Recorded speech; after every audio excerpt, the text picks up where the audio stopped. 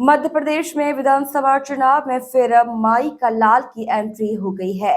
इस बार पूर्व मुख्यमंत्री उमा भारती ने कहा है कि कोई माई का लाल आरक्षण खत्म नहीं कर सकता। 2018 के चुनाव में माई का लाल का मुद्दा बीजेपी के लिए परेशानी का सबब बना था।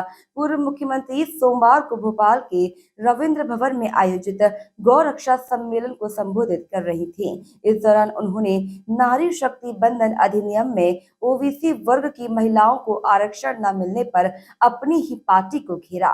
उन्होंने कहा कि ये बिल पारित भले ही हो गया हो, लेकिन ओबीसी महिलाओं को आरक्षण दिए बिना यह बिल लागू नहीं हो पाएगा। उमा भारती ने कहा, महिला बिल पारित हो गया, अगर वो लागू हो गया होता तो मैं बीमार हो जाती। मुझे पूरी उम्मीद है कि पिछड़े वर्ग की महिलाओं को आरक्षण के साथ यह बिल लागू होगा। यह पारित भले हो गया हो, लेकिन ओबीसी महिलाओं को आरक्षण दिए बिना यह लागू नहीं हो पाएगा। उमा ने कहा कि ये महिलाएं जब पार्लियामेंट में जाएंगी, विधानसभा में बैठेंगी, तो सरकार व्यवस्था को चैलेंज करेंगी।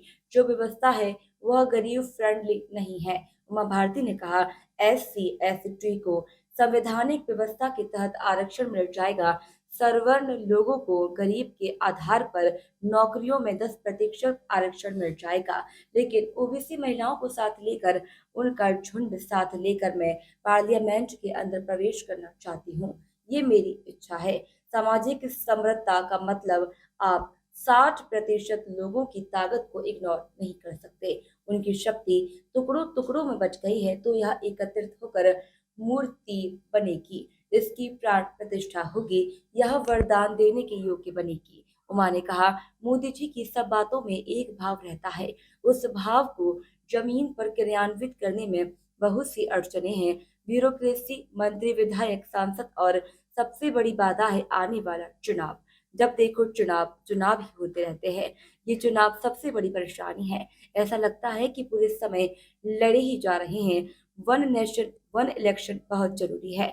लोकसभा, विधानसभा ही नहीं, बल्कि नगर पालिका, नगर पंचायतों का चुनाव भी साथ में होना चाहिए। एक साथ चुनाव करा और छुट्टी पाओ।